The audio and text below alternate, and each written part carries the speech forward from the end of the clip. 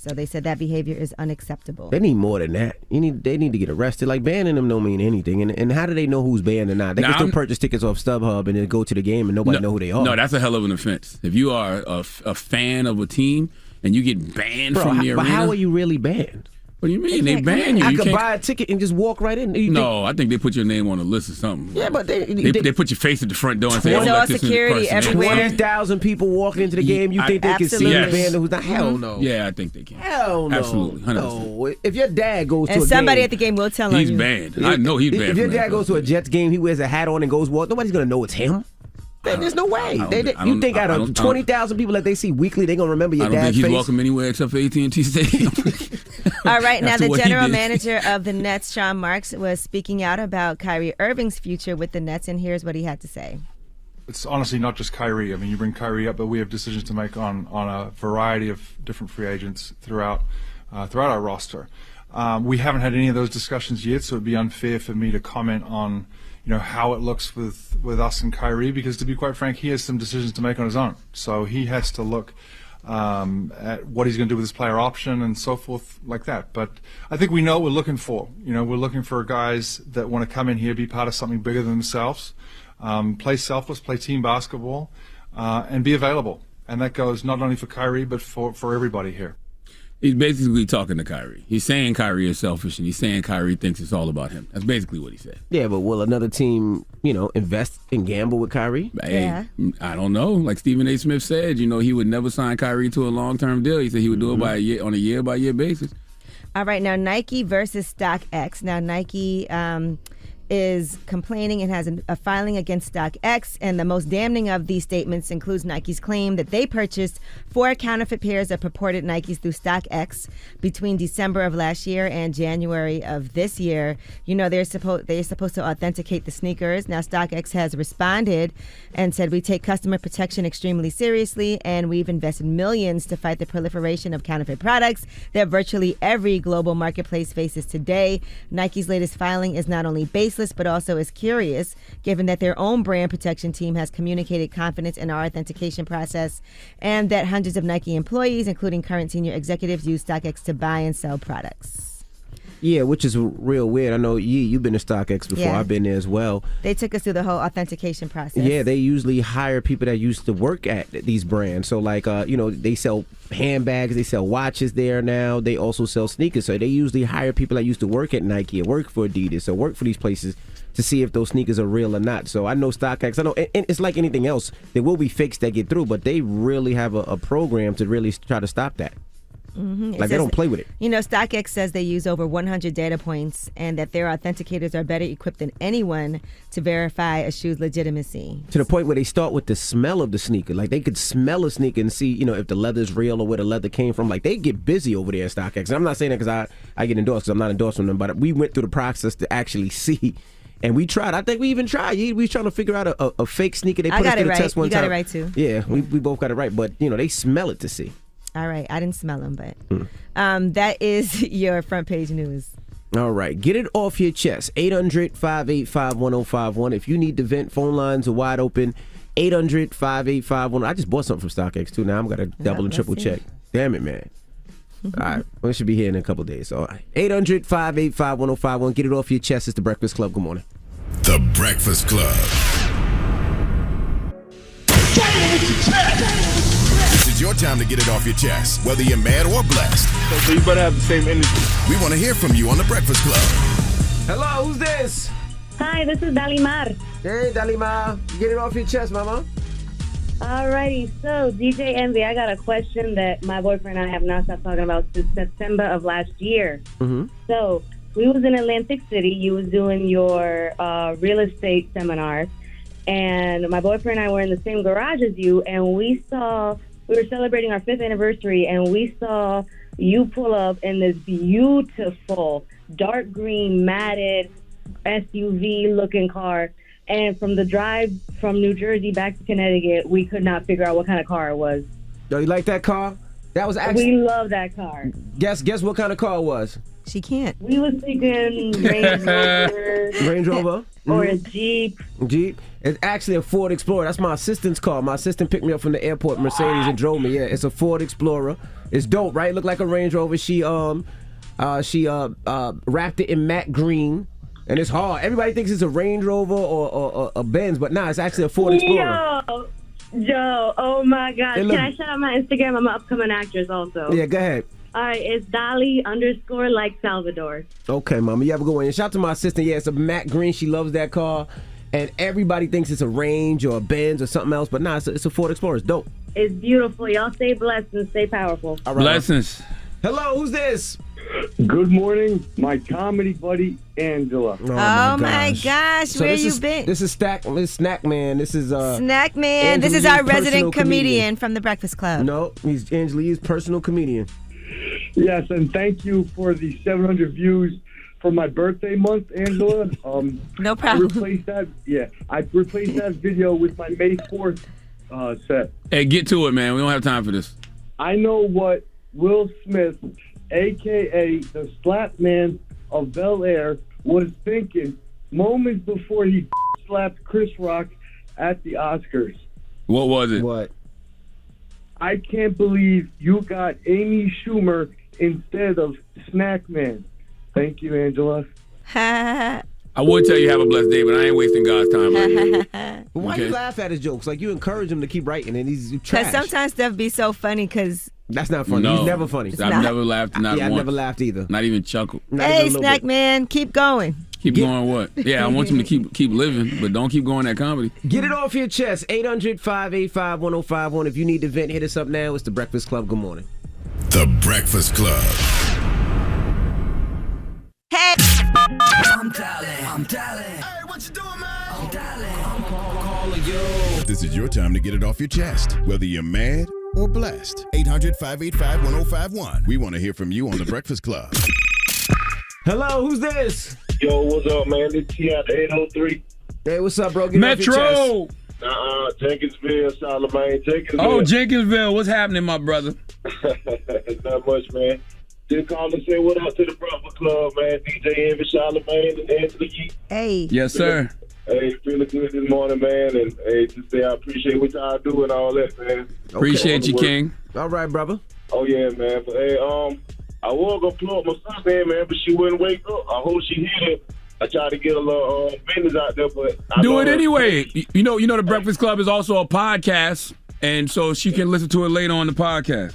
All right. Well, Sean, did my big sister, Shonda Trap. If you hear this, I'm shooting you out. Hey, check out her name, Moments and Memories. She does decorations. It's fantastic. I mean, she do weddings, she do baby showers, anything you need. Hit her up because she real good, man, and she affordable. Especially right now in these times, we need that. All right, brother. You have a good one, man.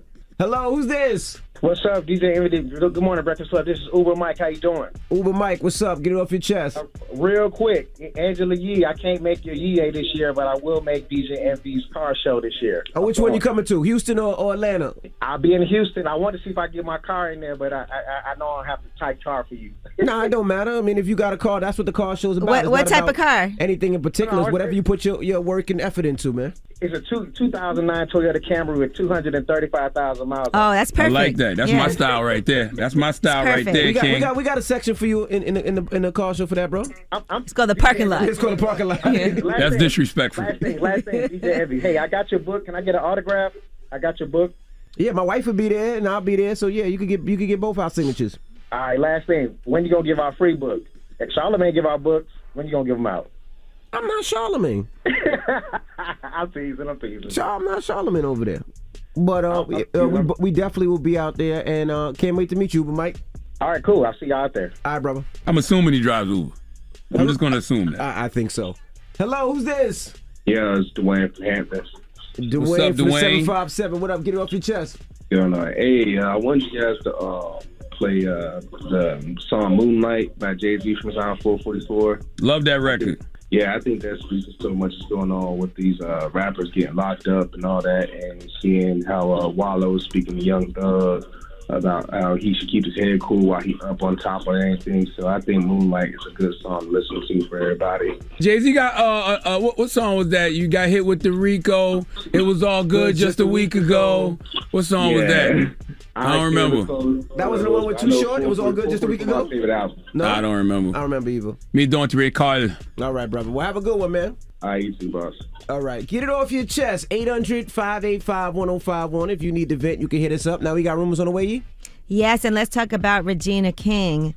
You know, ever since her son passed, people have not seen her, but now we've actually seen a picture of her, and we'll tell you who posted it and what the caption was. All right, we'll get into that next. It's The Breakfast Club. Good morning.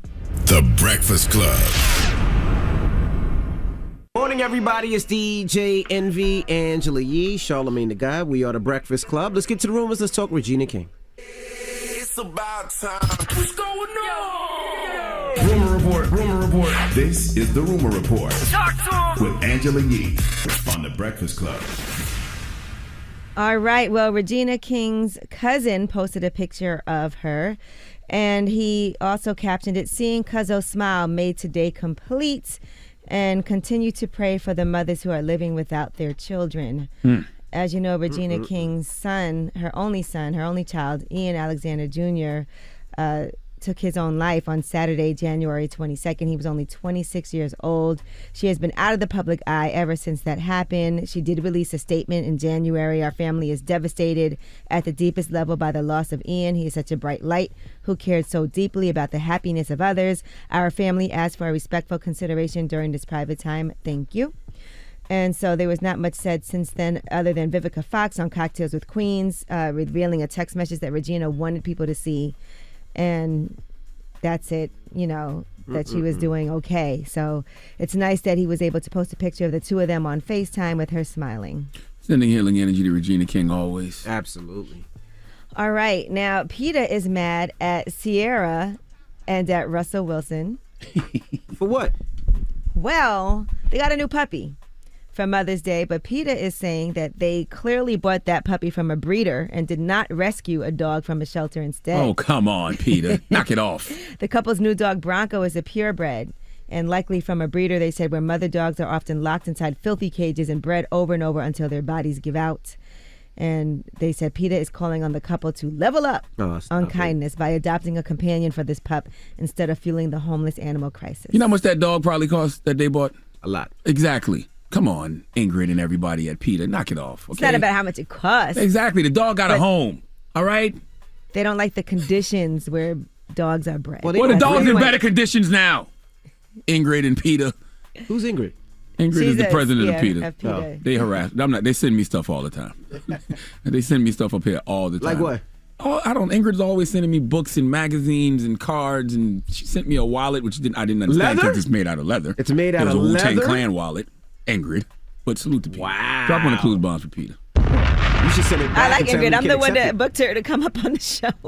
I have no problem with what PETA You does. should send it back and say you can accept it because the leather is, you know. Yes, but PETA. Are you sure it's leather? I don't know, but PETA's ridiculous, okay? And they you know, when they don't want us to use animal terms, like you can't call somebody a chicken. You can't say bullpen in baseball. Stop it. Hey, that's ridiculous. Come on. I guess I can't say bull, you know? You can't. Like, come on. All right. Young Thug is facing 7 additional felony charges following the police raid at his Atlanta home. Goodness gracious. They raided his home in Buckhead, and in addition to RICO and participation in criminal street gang activity counts he was hit with during his arrest on Monday, now he has 7 new felony charges.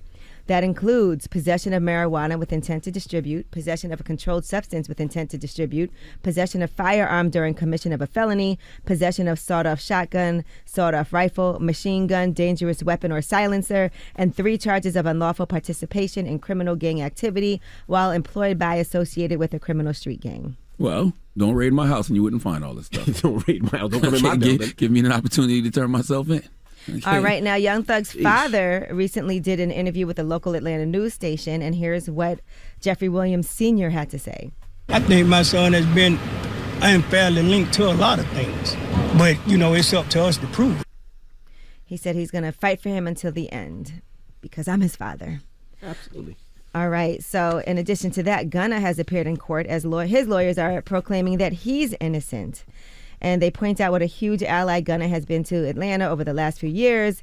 He created the first ever free in-school grocery and clothing store. He fed over 400 children weekly, hosted nationally sponsored giveaways for victims of disasters and food shortages. They did say in a statement to TMZ that the indictment falsely portrays his music as part of a criminal conspiracy, and that Mr. Kitchens, his real name is Sergio Kitchens, has been an advocate for his community, and it is our privilege to advocate for him. Yeah, I don't even understand what they got Gunna connected to. I mean, YSL is a record label, so if I'm signed to YSL and I'm shouting out YSL, and even if I'm throwing up a YSL sign, it's because of the record label. So what is even? I don't even see what the charge Gunna's connected to. They just said conspiracy to violate a RICO. What does that even mean? I have no idea.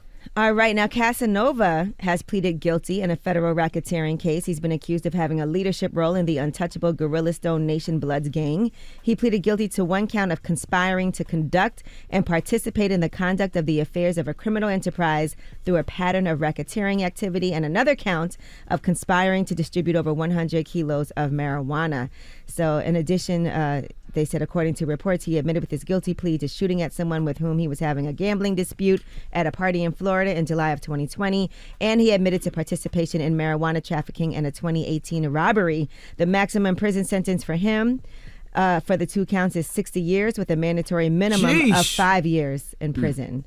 And sentencing is scheduled to take place on December 6th. The moral of the story is do the right thing. Y'all can have these streets. And if the people around you don't want to grow and level up when you do, leave them. Leave them. Goodness gracious. Man. All right, I saw he did thank Chris Brown also for sending him money too while he's been locked up. That's good. I'm glad C Breezy is doing that because I wonder about stuff like that because you see these guys and, you know, they be around everybody in the industry and partying and dancing and everything else. It's like when they're in these situations, are they still getting held down? All right, and Jeannie Mai spoke out yesterday on The Real about whether or not she is joining Real Housewives of Atlanta. There were rumors that she was joining the cast. Here's what she had to say.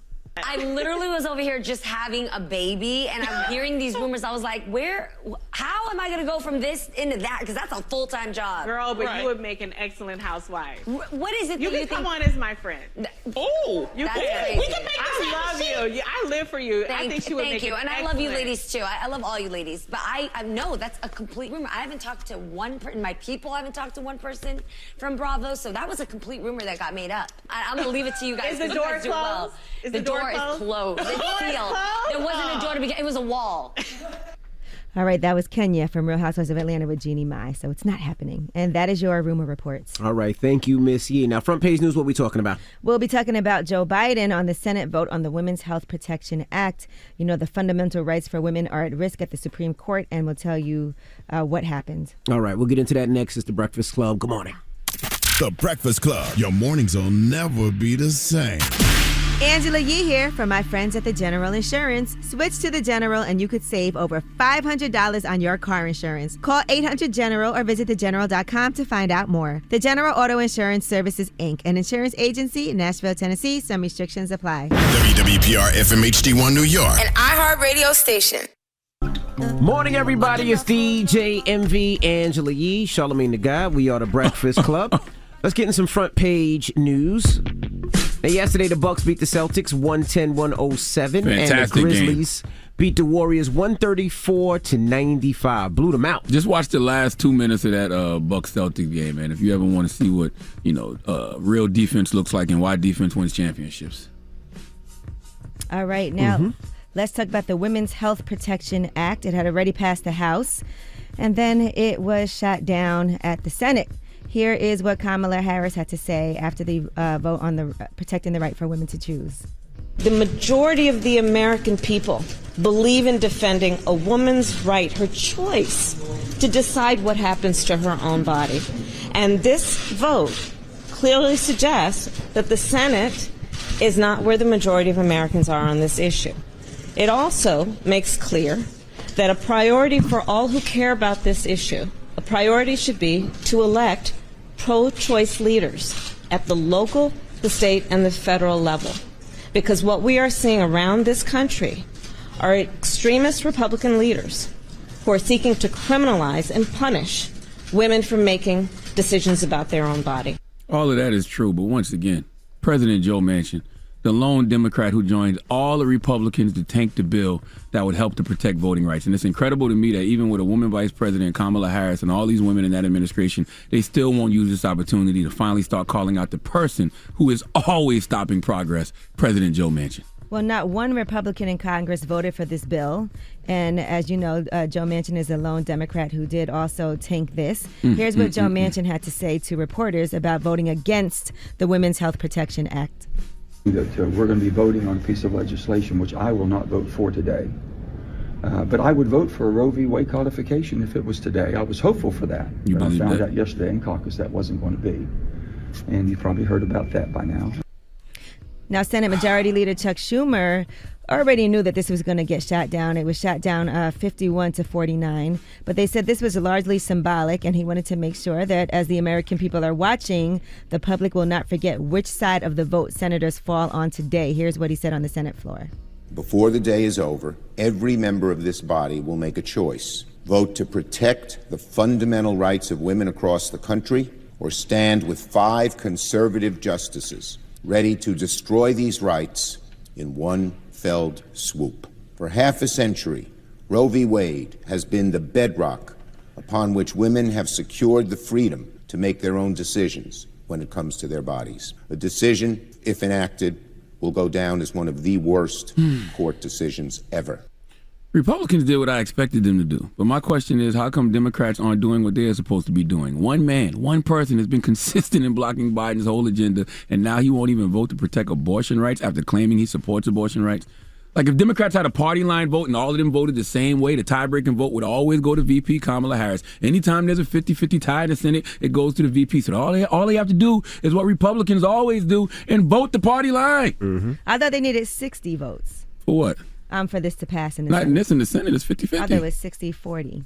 And for this, it's 50-50 in the Senate. John Lewis Voting Rights Act, Freedom to Vote Act, Abortion Rights Act, Build Back Better, George Floyd Policing Act. How many things is President Manchin going to shoot down? All right, now to protect the right to choose, voters need to elect more pro-choice senators this November and return a pro-choice majority to the House. Joe Biden was tweeting about that. And he said the protections that the Women's Health Protection Act would ensure are essential to the health, safety, and progress of our nation. While it did not pass today, my administration will not stop fighting to protect access to women's reproductive care. I just wish that Democrats would start calling out Joe Manchin. You know, we've been saying that for the last... I know. That's what they got upset with me when I asked Vice President Kamala Harris who's the real president of this country. But it's like when they don't call out Manchin, it makes me feel like they're all complicit. And if they're all complicit, guess what's going to happen? Voters going to hit the Democrats with the RICO come midterms. Okay, and Joe Manchin is the leader. He's going to get them all conspiracy charges. They all going down because of him. My goodness. All right, well, that is your front page news. All right, now when we come back, Kevin O'Leary will be joining us. You know him from Shark Tank, Mr. Wonderful. So we'll talk to him when we come back, so don't move. It's The Breakfast Club. Good morning. The Breakfast Club. Morning, everybody. It's DJ MV, Angela Yee, Charlamagne the God. We are The Breakfast Club. We got a special guest in the building. We have Kevin O'Leary, a.k.a. Mr. Wonderful. Mr. Wonderful. Good morning. Good morning. Thank you. How you feeling? You came up with your own camera setup, his own setup. You came prepared. I don't mess around, man. Now, do you own any of these products? These are all Apple. I own the stock. Okay. Oh, you own the stock. You very popular, man. All day long, people have been saying, Mr. Wonderful's coming up here. That's right. Well, I appreciate that. There's truth in advertising. So let's talk about Shark Tank. Now, you've been in Shark Tank for how long now? 14 seasons. We're all amazed by what this has turned into. It's fantastic. Do you still love it, and does it allow you to do your real job or all the other things that you have to do? Well, it's turned into my real job. I mean, we've been investing in companies now, dozens of them, if not 50, 60, 70 each. And some of them have been wildly successful. I mean, it is the American dream. That's what happens when you get a hit. And here's what I've learned. You don't know what's going to work. You may think you do. That's right. But each season, the deals that I think are real dogs end up being huge hits and vice versa. You just don't know. So you need a portfolio. You need to do, 10, 12 deals, hoping 2 or 3 really work out and pay for the mistakes. That's all you can hope to do, right? I mean, it's all a gamble at the end of the day. It is, and it's remarkable to see, particularly during the pandemic, how these entrepreneurs pivoted, how they just had to chuck and jive to stay alive. I mean, it was really hard because they lost their retail distribution. And most of these companies are consumer goods and services, so if they don't have any distribution, they go to zero. And they figured out how to sell direct. They did, something remarkable. They built businesses direct to consumer all around the world. And they started giving up retail because when you sell direct, your margins are much higher and you get all that information about your customer. Nike did the same thing during the pandemic. They went to 60% direct consumer around the world. So did the Shark Tank companies. You know what I wondered about certain entrepreneurs during COVID? Certain people created COVID-friendly businesses, things that worked during the pandemic. But were those good long-term things to invest in? That's a great question. What we found out is that people believe in more than just profits today. If there's a mission behind your business, if it's doing something great, if it's providing for its community, you tend to get a very sticky customer. And if you're selling direct to them and you can communicate that mission, it outlasts just the pandemic. They feel like they're part of that community and they stay with you. That's what we learned. And so it's not just about making money anymore. That's okay. Profits are still cool, but that's how you stay in business and you hire people. But people want more. They want more. Like a company like Blue Land that took out the plastic waste of cleaning fluids. There's no bottle anymore. It's just a tablet.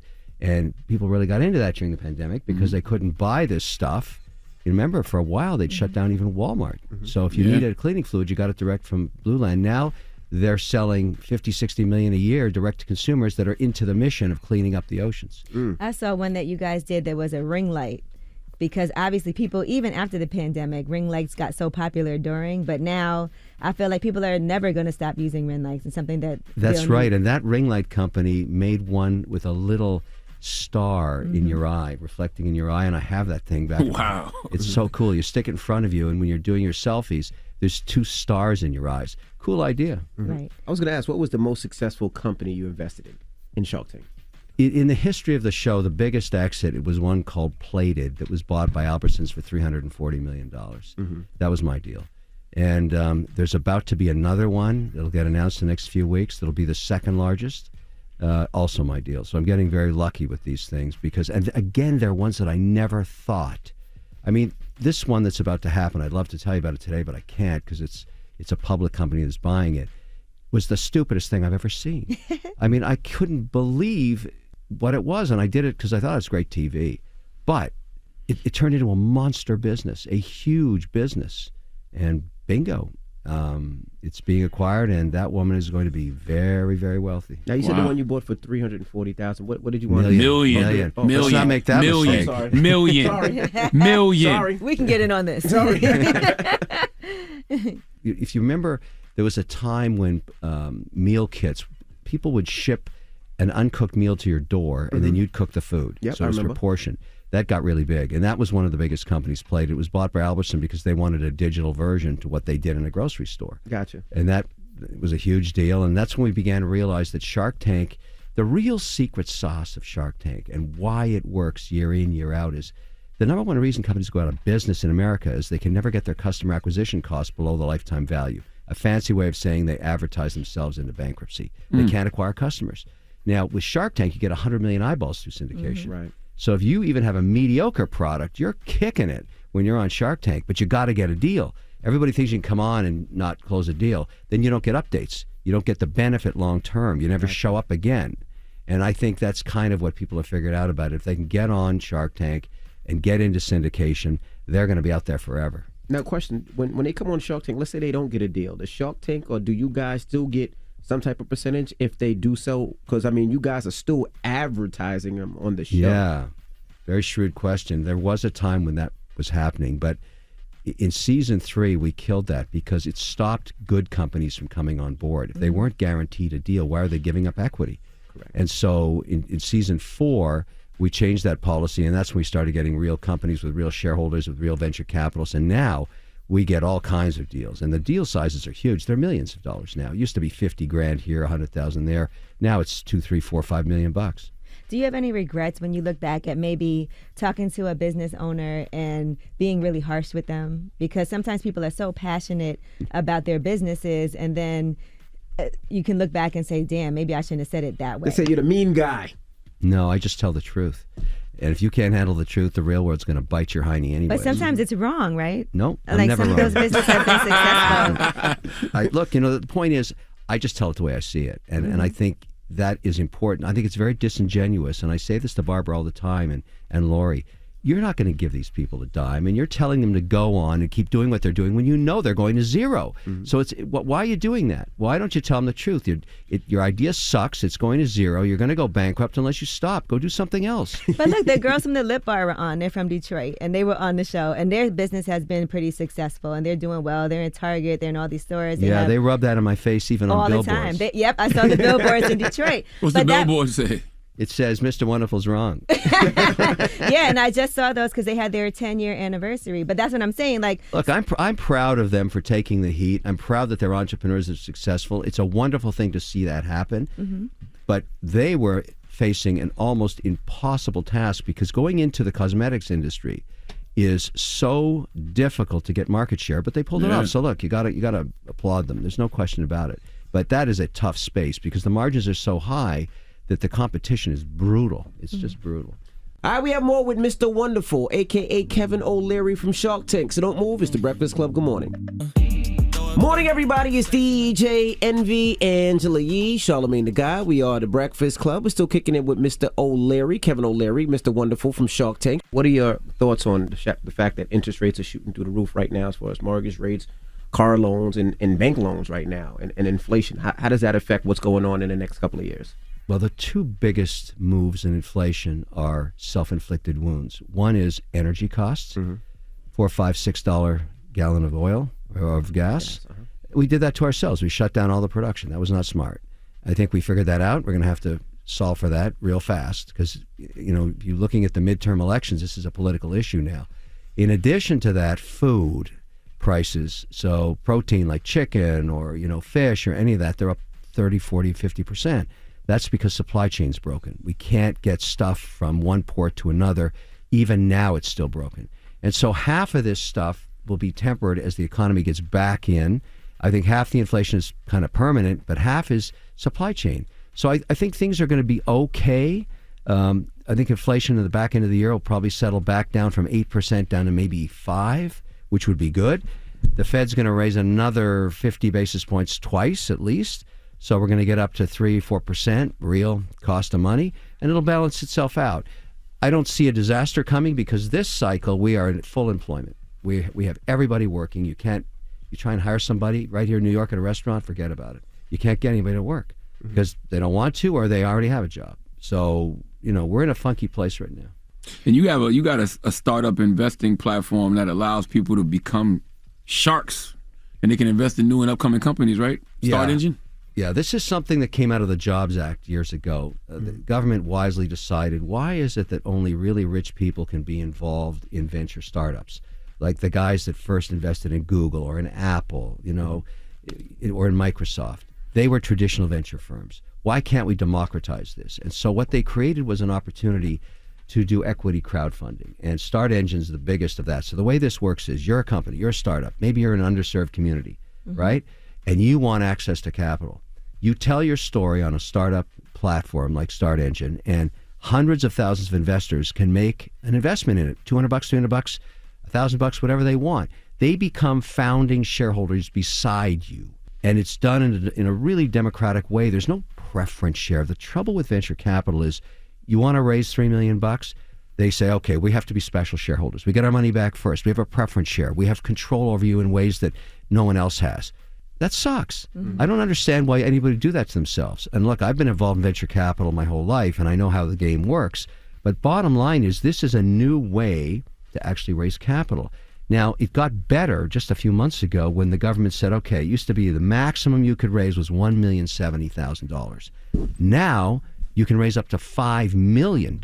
And that's very competitive to what traditional hedge funds do, private equity funds do, venture funds. So now Start Engine, which is basically, look, I'll disclose to you, I'm a paid spokesperson, but I'm also a shareholder in it.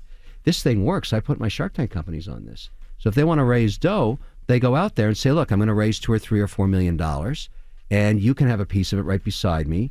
That matters a lot because you're going to be just like me. We're all equal on this journey together. And Start Engine itself The engine platform itself is raising its own money on its own start engine. So if you want to be an investor in the platform itself, they're raising around right now another $40 million on their platform. We got people come up here and try to crowdfund with Start Engine.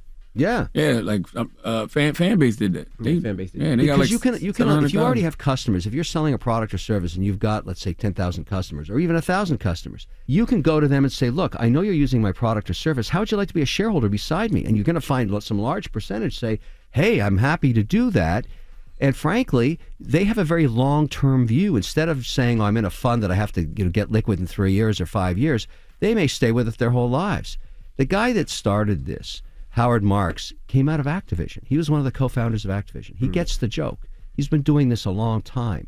And so he knows that startups, and when you invest in startups, you need diversification. I talked earlier about how you don't want to be too concentrated in any one deal.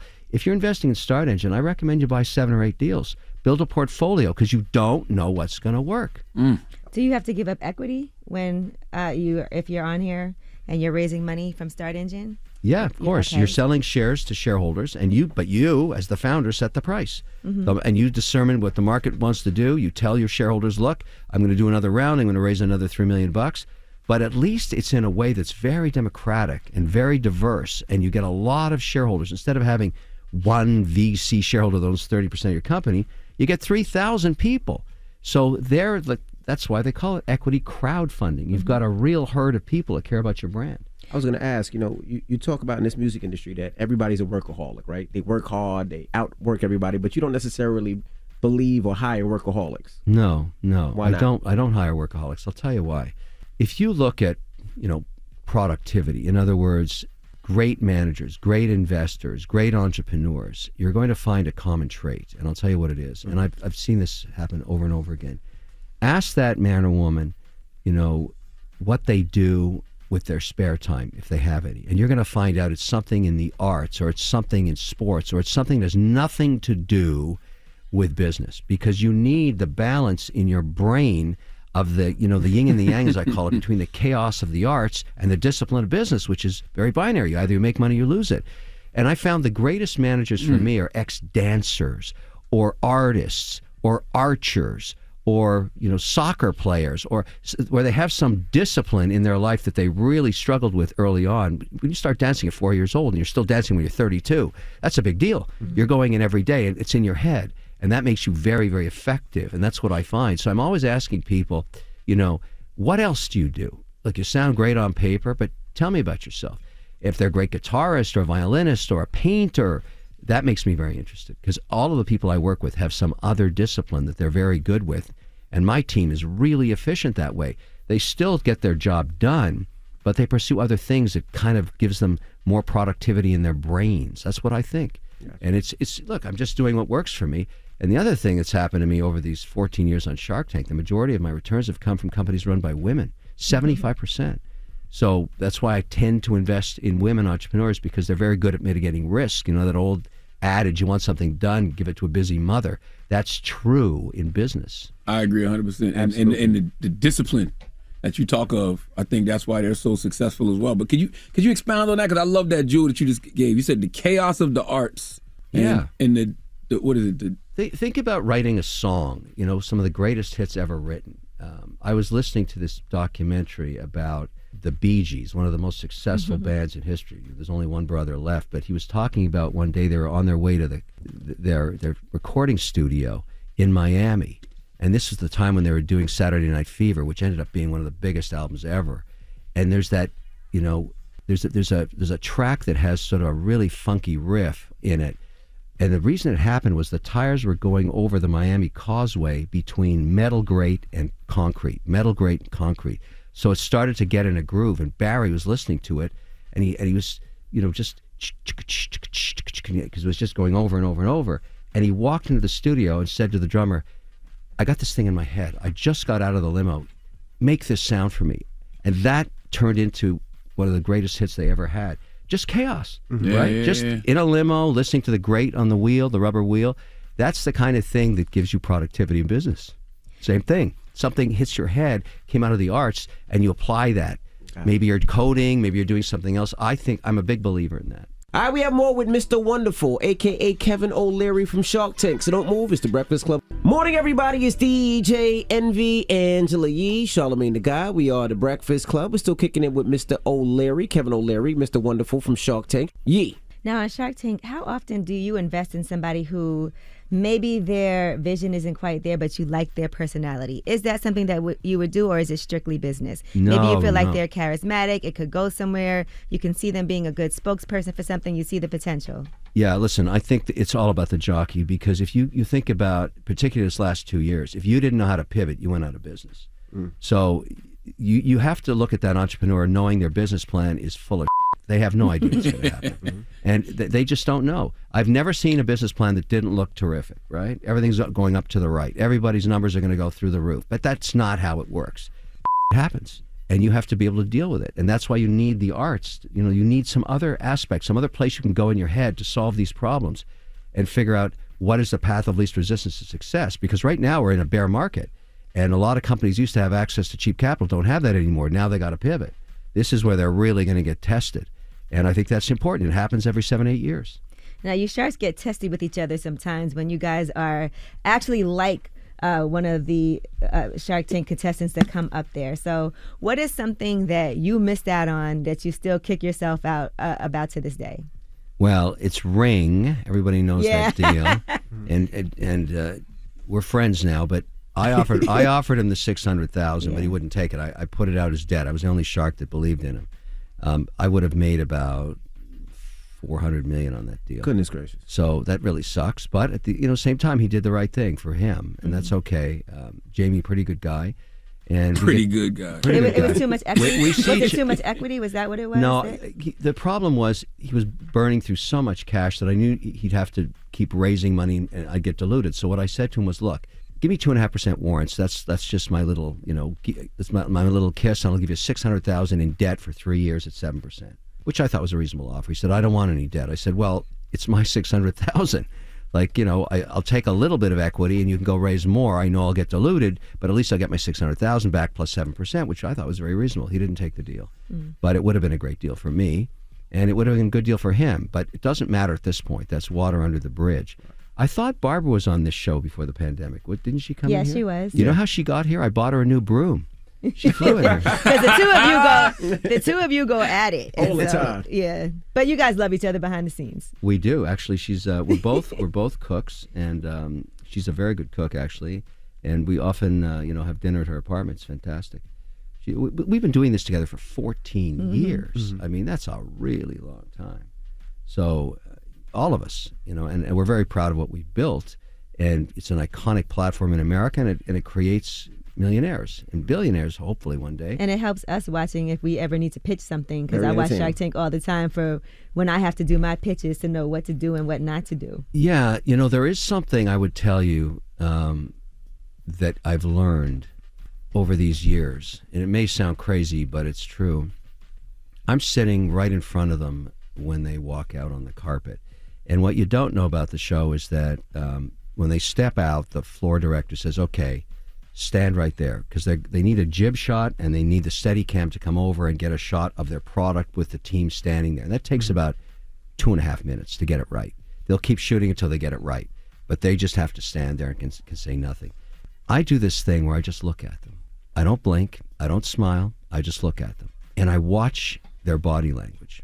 And I can tell after about 90 seconds, winner, loser. The ability to present yourself physically without speaking a word, your presence, your aura is a big deal. It's a big deal because you only walk into a room and meet new people once. And they're looking at you, you're looking at them, and it's how you deal with that nervousness, that nervous energy. And I keep doing this. I mean, maybe it's mean to me. I don't think so, though. Because I can tell the ones that push back, that have the guts to take the heat. Because now there's 26 cameras on them, the lights are on, they've been practicing in front of a mirror for 2 months, but now it's the real deal. And they're in there, and the camera's about to roll, and you can see them sweating bullets there, because even the ones that think they had it nailed are dealing with the reality of being in front of, billions of dollars, an opportunity of a lifetime. The world's going to meet them. Some of them don't make it. Some of them pass right out. You don't see that. But they're, oh yeah. Oh wow. They just How many have passed out? We had to get a couple. Really? Yeah. You know that phenomenon when you're in a drum crew, drumming on the football field. If you lock your knees for more than 2.5 minutes, you're going to pass out. That's what happened. There was a guy who was 6'4" in front of me, and I could start to see him dazing off, nosedive right into the concrete, like unbelievable. And we had to shut that set down. We had to get the medics in there. Goodness. He was okay. He was okay, no problem. But wow, hey, stuff happens. Jeez. How'd you get the name Mr. Wonderful? That's very WWE. Yeah, we think, and we haven't found the tape, that it might have been Barbara back in season 1 when I made some aggressive deal to somebody, and she didn't like it, and she said, "Well, isn't that just wonderful?" And I said, "Yeah, it is a wonderful deal," and it just kind of stuck, or it could have happened before then. We're not sure. It might have been in a previous show. I don't know, but it's sort of it's amazing because a lot of people don't know my name anymore. They just call me Mr. Wonderful. Like I'll walk in, get picked up by a limo at LAX, and there's a sign saying Mr. Wonderful, and I say to the guy, "Do you know my name?" He says, "No idea, but you are Mr. Wonderful, aren't you?" I say, "Yeah." It's kind of weird. Do you prefer being a solo investor, or do you like when you guys team up? Much prefer solo. I like to control the deal, but sometimes it's a really hot deal. You're going to have to go in with other sharks if you want a piece of it, and then the teams, we've been working together. We have our own analysts and everything else, and they work out the deal and due diligence, and we paper it up. And but I can do the whole thing. Is my job for these investors is to get their story out there. So, I've got a huge social media team. I got millions of followers. When I get into a product, it's because I believe in it and I use it. Something like Banana Loca. I don't know if you saw that deal where you with the peel still on a banana, you can actually fill it with peanut butter, which kids love because they take it in their lunchbox and they say, "Look, this banana grew up with peanut butter in it," and they just peel it off and it's already full of peanut butter or jelly, whatever it is. That looked like a really stupid product to me when I saw it. But boy, is that thing selling. Like, it's fantastic. Now, I'm in that deal with Cuban. We both liked it, so had to put it together. And that's good. We do a lot of stuff together. All right. Well, Kevin O'Leary, ladies and gentlemen. Mr. Wonderful. Mr. Wonderful. Now, tell them the Start Engine, the site, so if people want to go to the site and possibly pitch their business. I highly recommend it, checking out startengine.com. Just the thing to do there is simply go to the website and look at all the deals. See how others are presenting themselves. Even underserved communities. Everybody can raise money on there. It's not an exclusive thing for just venture capitalists. It's anybody that wants to raise capital for any business has any idea. And that's how it should be. That's how you democratize investing. But the reason you care about the platform is it has the one thing you need. It's got investors. Hundreds of thousands of them every day combing, looking for another deal. Most of the guys and women that are investing on there know that they want 7 or 8 deals. So they're looking for the next deal. Oh, I like that idea. I like that idea. I like that idea. I'm going to put a little bit of that into my portfolio. And they hold these portfolios on Start Engine. I can't listen. I'm a big believer in it, and it's growing.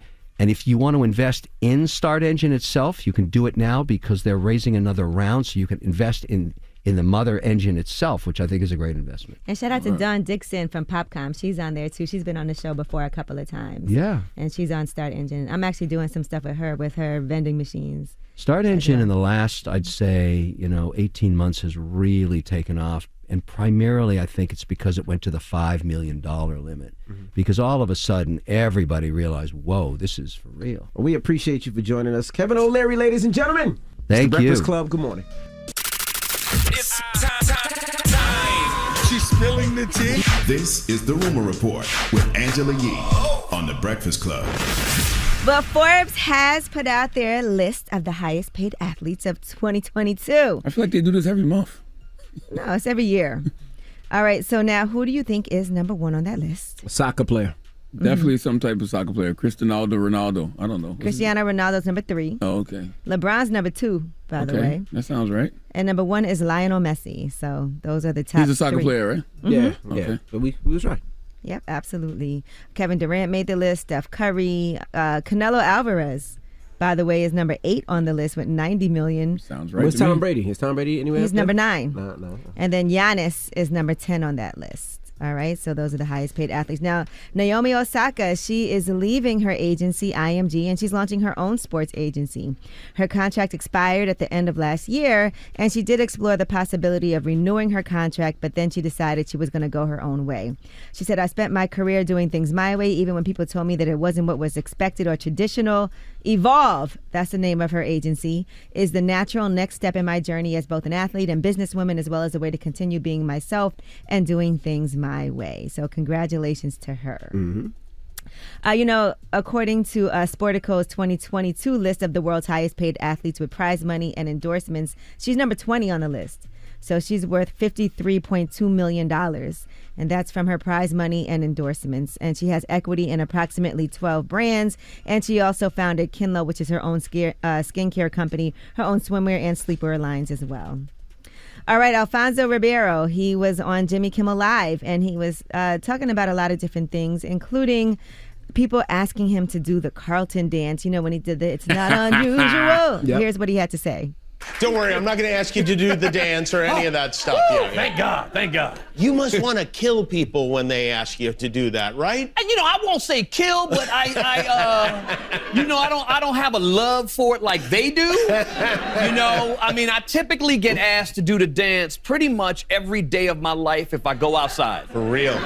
Yeah, if I go anywhere, it's like, I just randomly hear people, do the dance! Yeah. And you're like, I'm not dancing for you. Yeah. I'm a black guy, I'm just not dancing for you. I feel you. The weird part for me is trying to understand what's happening in their head. Yeah. Right? Like, what makes you think that you're just gonna ask a random person to dance for you and they're gonna be like, oh my God, I've been waiting for you to ask. I couldn't imagine doing that. He's not a random person. If I seen him, I you would ask him. The Apache dance, though, I think I might have liked that one. I would definitely. Y'all wouldn't People ask be doing him? Envy. I feel like I've seen you do the Apache dance. But yeah, absolutely. But I would ask him because I would try to do it with him. That's a famous Well, dance. now you know. Don't do it. You wouldn't do that? And to answer his question, he's not a random person. No. He's Alfonso Ribeiro. Right. And the age of social media, yes, you do want to see Carlton and take the video with him so you can put it on your top tick. It's not unusual to be. I don't know what the hell you doing. You doing what the dance ski is that? dance. I can't do that dance. That's why I would ask him to do it. Mm-hmm. You can do it? I don't even know what the hell you was trying to do just now. I was trying to do the Alfonso or whatever dance. The Carlton dance? The Carlton dance. Okay. Yeah, it's not his real name. It's his character. Oh. Yes. Yeah, but I And would let's ask not him. forget he was a tap dance kid, right? So he's a tap dancer as well. And white people really do need to be cautious of that. Don't be walking up on no black man asking me to dance. Dance. You better dance, boy. Nigga, No. All right, Rod Wave, according to the Tampa Bay Times, they reported that he's accused of choking his ex-girlfriend on April 24th while their 2 children were in the home. The unidentified victim had a scratch located near the left center of her neck. She told police she had been asleep in her bed when he walked in and choked her until she couldn't breathe. She said she dated Rod Wave for 4 years. They have 2 children together and that he attacked her after accusing her of talking to other men. The couple's 2 children were in their own bedroom when the alleged incident occurred. A rep for Rod Wave declined to comment on the situation when Complex reached out to them. All right, now Ghostface Killah. He has his own day in New York City. He was awarded a proclamation by Mayor Eric Adams during a ribbon-cutting ceremony for his Killah Coffee Shop. He has his own coffee shop in Staten Island, and they did thank him for his contributions to music. So congratulations to Ghostface for having his own coffee shop. You know, I love to see that. Dropping the clues bombs for Ghostface Killah, my favorite MC of all time. And also getting his own day. So now May 9th is officially Ghostface Killah Day. Okay. I love to see it. All right. Well, I'm Angela Yee, and that is your rumor report. All right. Thank you, Miss Yee. Now, Charlamagne, who are you giving that donkey to? 4 after the hour, man. Let's have a conversation about karma. We all have various definitions of karma. This story that I have, I think it's a good example for all of our definitions. We'll talk about it. All right. We'll get to that next. It's The Breakfast Club. Good morning. The Breakfast Club. Your mornings will never be the same. Angela Yee here from my friends at the General Insurance. Switch to the General and you could save over $500 on your car insurance. Call 800-GENERAL or visit thegeneral.com to find out more. The General Auto Insurance Services, Inc., an insurance agency in Nashville, Tennessee. Some restrictions apply. I was born a donkey. It's the donkey of the day.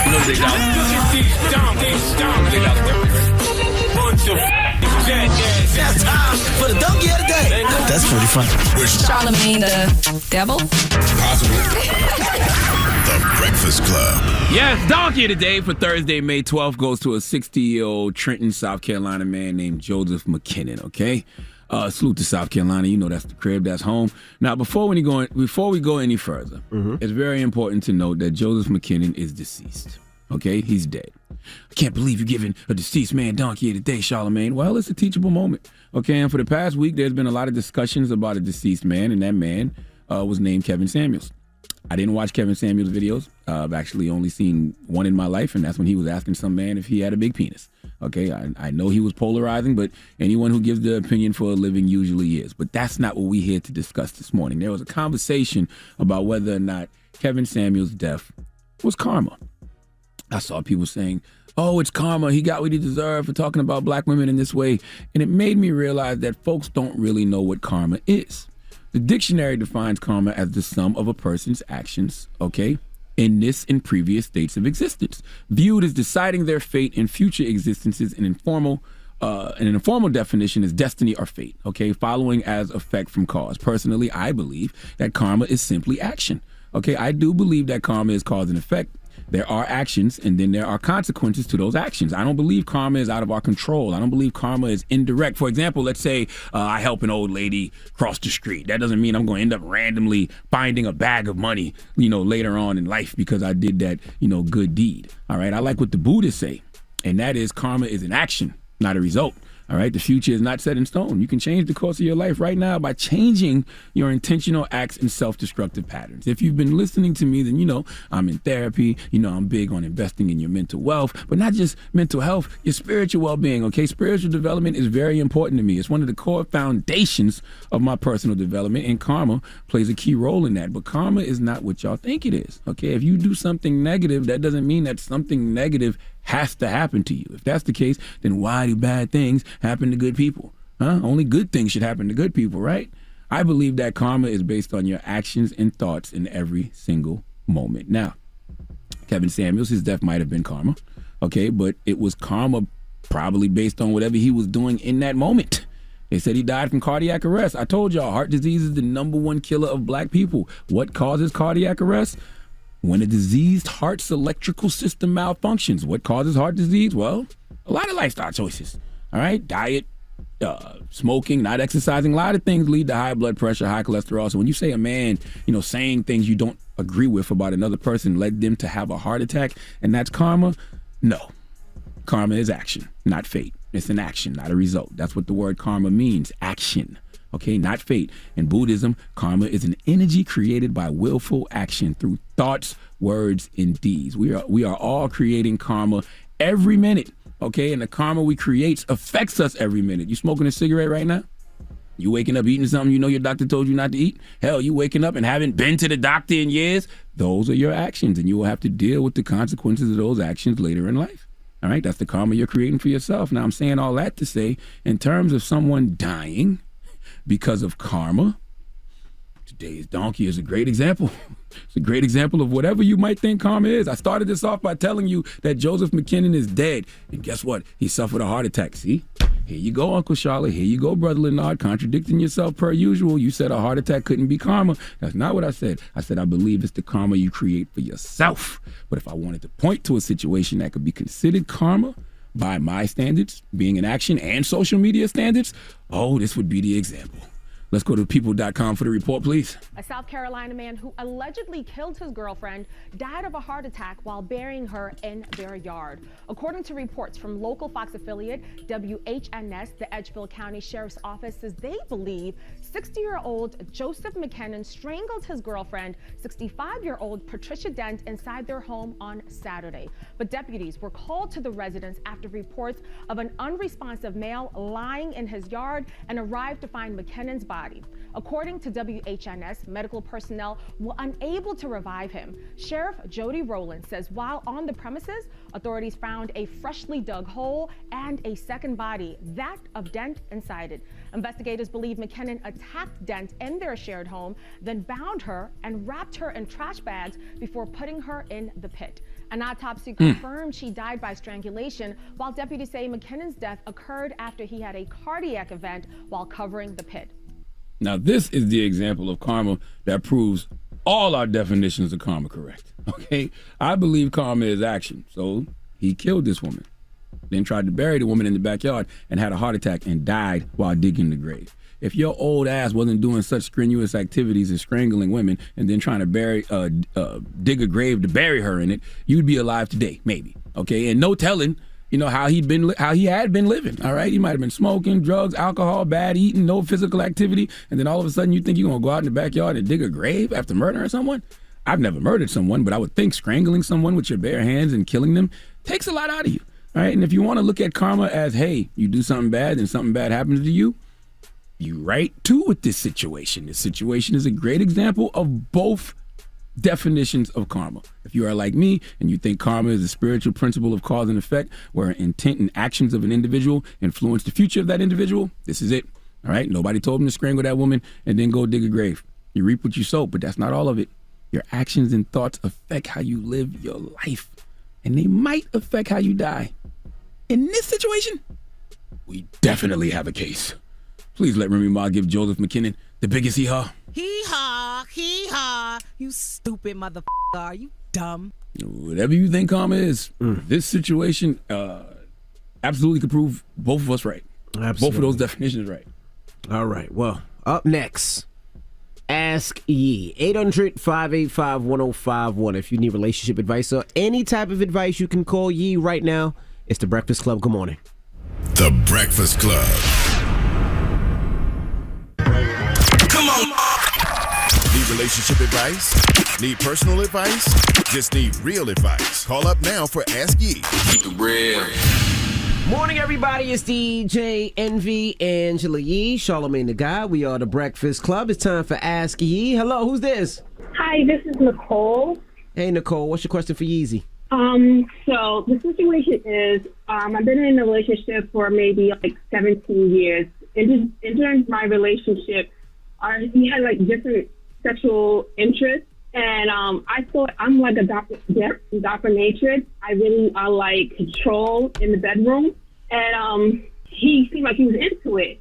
I like to turn them out, but I don't really like when they're into it. So I've been noticing more and more where they are, he is like toking his booty out, or cause it's like hanging. Mm-hmm. And I'm kind of not interested in it no more. So I want to know, how do I bring up the conversation with him without hurting his feelings or demasculating him, thinking that wait, let me. Something else is wrong. So the problem is that you're a dominatrix, right? But he's enjoying it too much?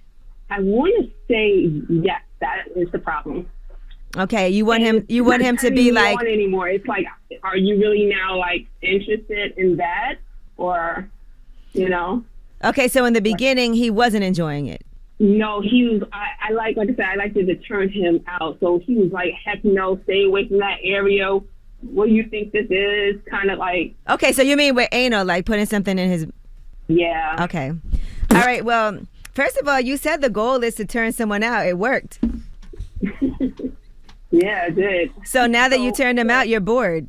But the thing is, we are life partners, and I don't know if this is gonna mess up our actual relationship. Well, as a dominatrix, maybe you need to find something else to do to him next to turn him out on. Elaborate. I mean, okay, look. What other things do you do as a dominatrix in this relationship? Because I guess the dynamic now is messed up, right? As a dominatrix, he's supposed to be like, no, I don't want that. I don't like that. He's resistant. But now he's like, yes, bring it. Do it to me. Peg me. Yes. And like I said, for that, do it to me. I noticed that he took his booty out before I'm ready to actually take it, and I'm like, right now this feels like something we both enjoy, and it wasn't supposed to be like that. This is so wrong. So are there other things that you do to him in that situation, that relationship, to maybe there's something else you could do where you're stepping on him with the high heels, maybe a little light whooping, anything like that?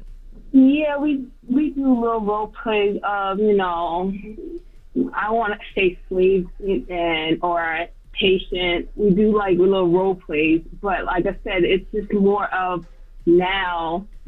Like if we doing regular sex, he's ready to shoot his tushy out. This is so wrong, man. What if you use a bigger dildo?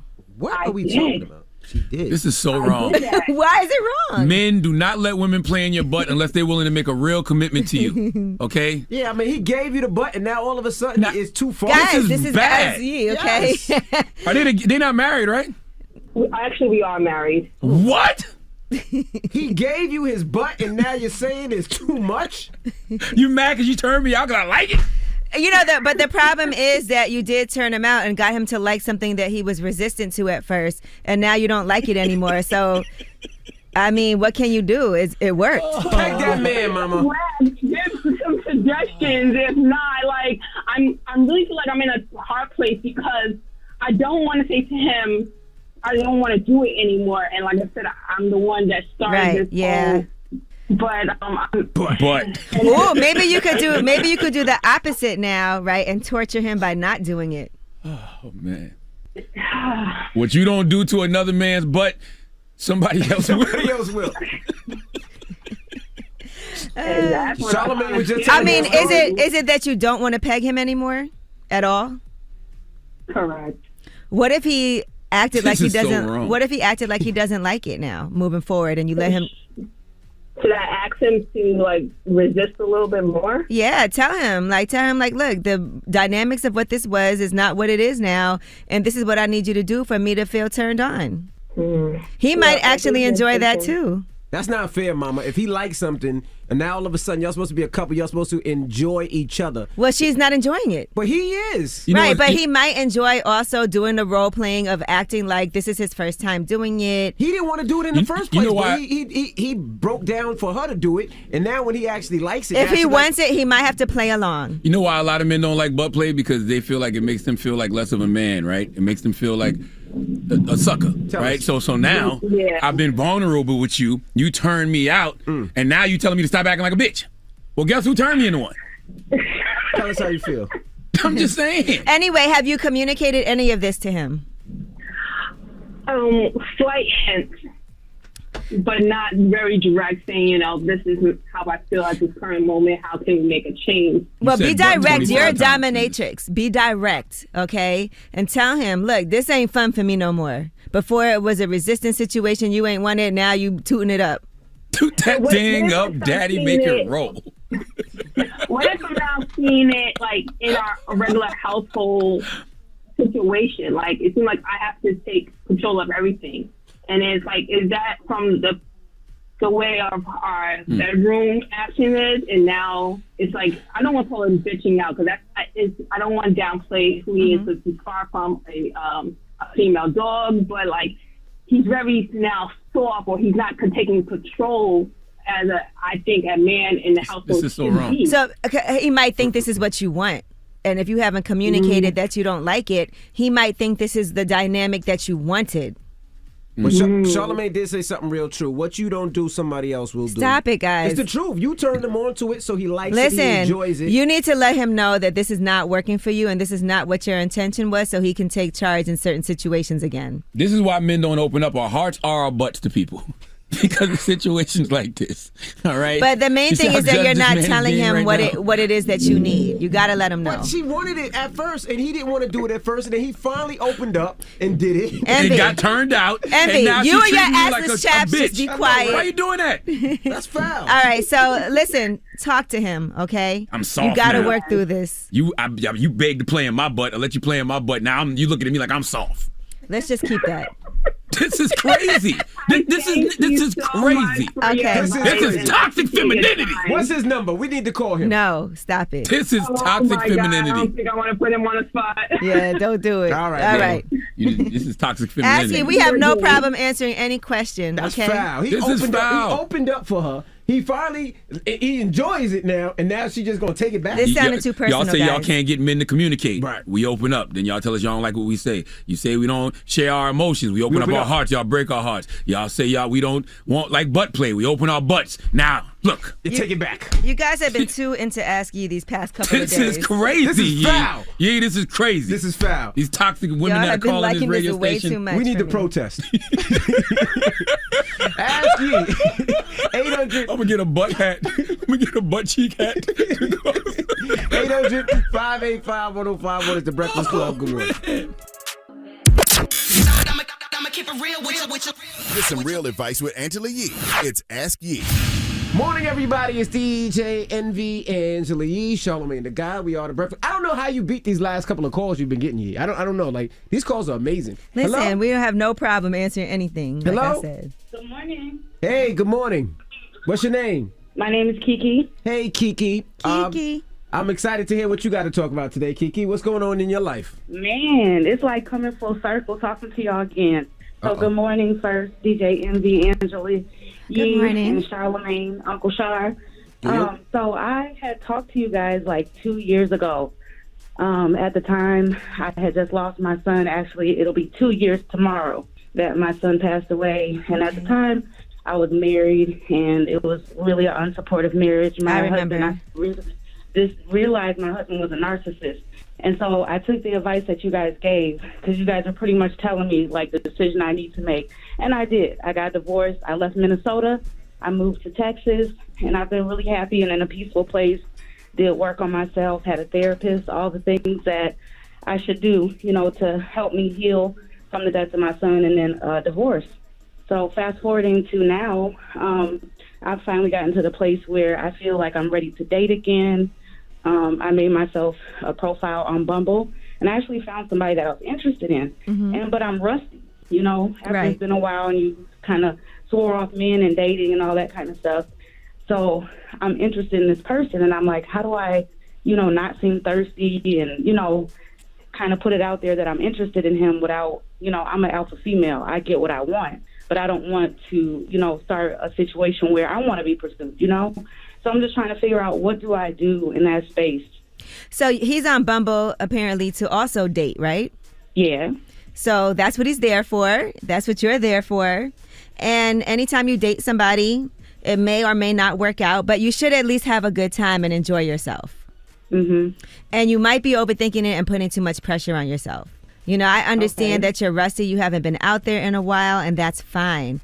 Honestly, like, he might love that about you because, right now, I'm sure you are vulnerable. You probably have your guard up. You haven't done this in a while. So take your time and don't feel like you go on a date and this has to be the be all end all. You're putting yourself back out there. You're realizing what you like. You're realizing what you'll never do again. So just allow yourself some time to go out. The goal should just be to have a good conversation and a good time. And that's it. And then you don't have to worry about that until things progress or they don't. But the worst thing that could happen is it's not for you and he doesn't work out. And now you're back, dating on Bumble. But I feel like don't give up any options that you might have. Stay on there until you figure out what's going on. In this situation, you're putting yourself out there. He's there to date too. So you guys, is he interested in you? Is he willing to go on a date?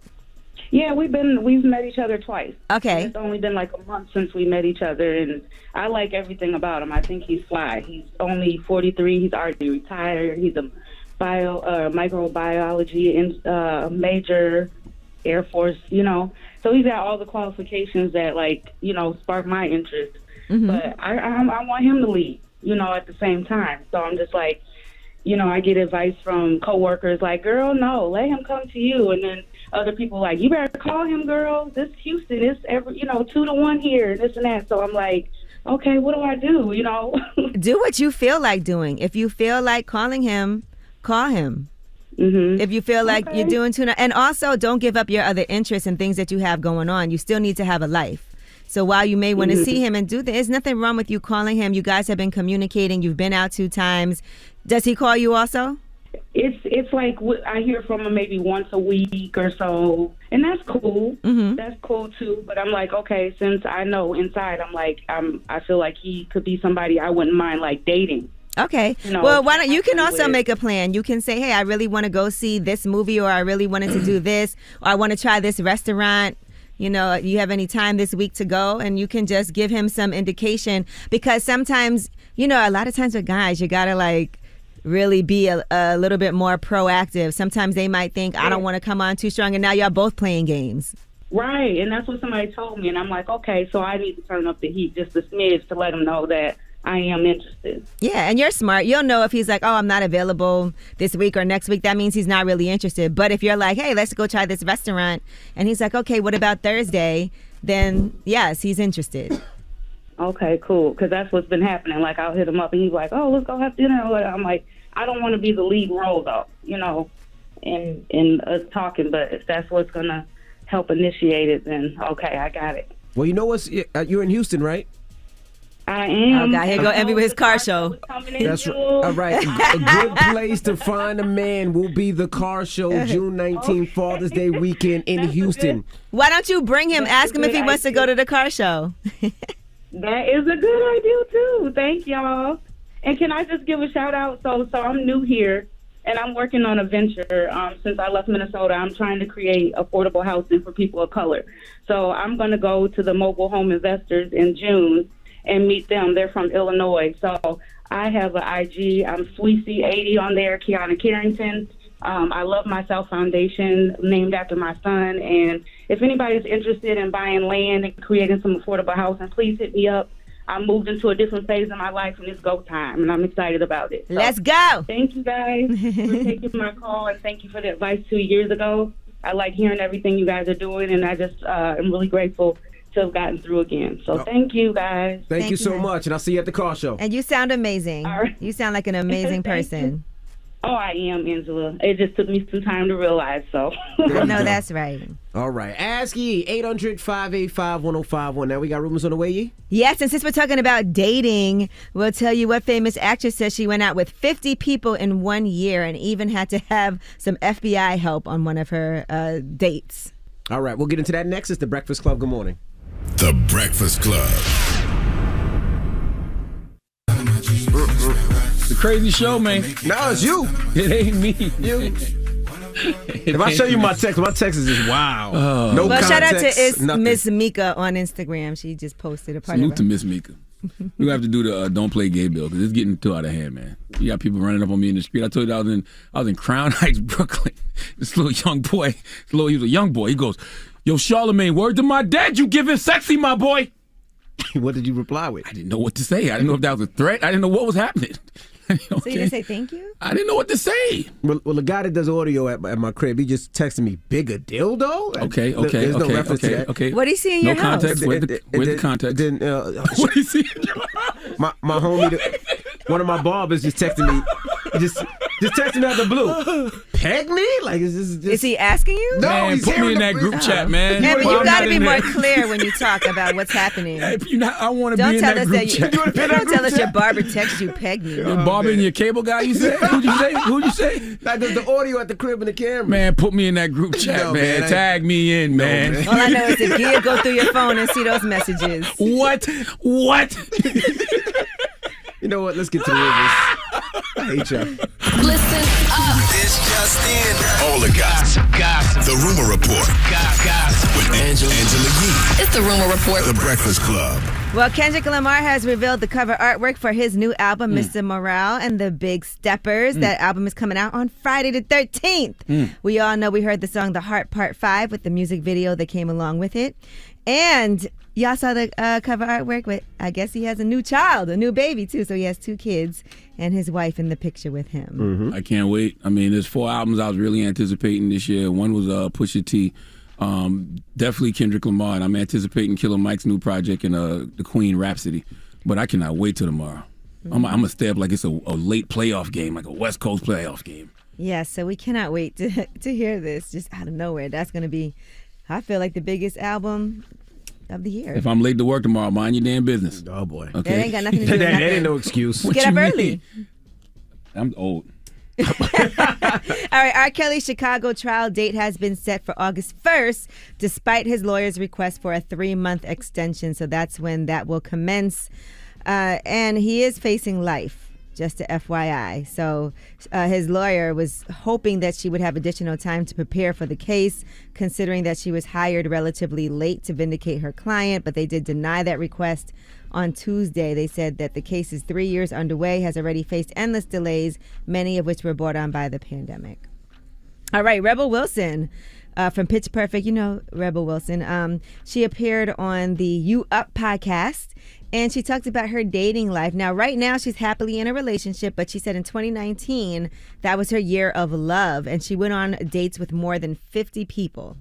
And I think I went out with about 50 people like in that 1 year, but it was more like some of them were just like one date and then you're like, oh no.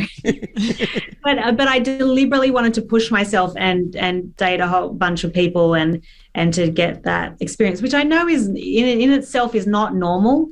But to me, it actually really helped me in finding like what I was liked and what I didn't like. And it was just like, and it was a fun thing. And I don't think anybody got hurt by it or anything. It was just like, and nobody else knew, just me and my close friends knew. It's not like I told people, anyone who asked me out on a date, I'll go out with them. It was more just like, I secretly knew. If anyone asked me, I'm like, yes, okay. So you said no to no one? No, yeah, nobody. All right. That's in addition wild. to that, she said that she went on dates with a whole spectrum of people. But it was weird. Like I went on some dates with some billionaires and then also with like some people that had nothing. Like it was a whole, there was the full spectrum of people. That's kind of incredible. I feel like everyone should do that to figure out like what they're looking for. Because sometimes you think you know what you're looking for and you actually don't. I think it's the most normal thing in the world. You say it's not normal. I agree with it. You're getting reps. Yeah, I was like, because I just felt like, oh God, for a woman my age. And at that point I was like 39 and I was like, I really wanted a relationship, but I didn't know, like, I'd only had a few small relationships. And so I was like, I got to just get more practice in dating. I don't think you should give everybody access to your energy like that, though, because I feel like there's no boundaries whatsoever. You just go kick it with anybody. Funny you say that because she even had to ask the FBI for help on one of her dates. Oh, wow. The last person I went out with on the app, I did get the FBI to like check them out. Yeah, just to make sure like they were, that there was nothing, and there was actually something in their past. Come on. What was it? It was an assault charge. Okay. All right. Well, I just want to say this. So she is vetting these people. Yeah. Well, that one person, she said she had them check them, but she is in a relationship now. She actually met somebody through a friend. All right, well, that is your rumor report. All right, now the People's Choice Mix is next. Get your request in 800-585-1051. In Houston, H-Town, I can't wait to see you guys. The 19th Father's Day, you're looking for something for your dad to do. You're in the area, come on down. We're going to have a lot of time for a lot of fun for our car show, June 19th, all right? Father's Day weekend. So get your request to this, The Breakfast Club. Good morning. The Breakfast Club. Your mornings will never be the same. If you're a true music lover, you live for that connection with your favorite music and artists. Now, thanks to OneOf and the NFT revolution, that connection is about to get much deeper. Learn more about OneOf, the new green NFT platform built for the music community at oneof.com. WWPR FM HD1 New York. An iHeart radio station. Morning, everybody. It's DJ Envy, Angela Yee, Charlamagne the Guy. We are the Breakfast Club. Shout to Mr. Wonderful for joining us this morning. Mr. Wonderful, he's not a porn star. He's not a wrestler. He's from Shark Tank, Kevin O'Leary. Yeah, I love Shark Tank. I watch that all the time. When I'm at home and I'm like, what is it to watch? Shark Tank is always on. And also, let me shout out to, first and foremost, Paramus Police and State Police out in Paramus. You guys are doing an amazing job out there. And also the 47th Precinct here in the Bronx. When we telling that story, we going to tell that story tomorrow? We'll tell that story one day, but maybe not one tomorrow. Day. Not tomorrow? Okay. Yeah, they got to get one more guy. But okay. Yeah, shout out to the 47th Precinct. Appreciate what you guys have done and that bravery that you guys put in. I respect it and I appreciate you guys, all right? And also, shout out to Nick Cannon. I'm going to be on a Nick Cannon show today, all right? So definitely check it out. And don't forget, Real Life, Real Love, the book me and my wife wrote together is out right now. If you haven't got it, pick it up on Audible or pick up the hardcover. Nick Cannon and DJ Envy together. That's 72 kids combined between the both of them. Okay, that's 2 NBA playoff teams together. All right? Coaches included. My goodness. All right, but check me on the show today, all right? Morning, everybody. It's DJ Envy, Angela Yee, Charlamagne the Guy. We are the Breakfast Club. Now it's time to get up out of here. Charlamagne, you got a positive note? I do, man. And the positive note comes from one of my favorite voices, man, Nadra Tawwab Glover. I love her book, Set Boundaries, Find Peace, and I just reposted this on my Instagram, and I want to share it with the listeners this morning. Nadra said, a little secret from a therapist. Toxic forgiveness is an unhealthy way that people pretend to be unharmed over it or forgetful of the offense.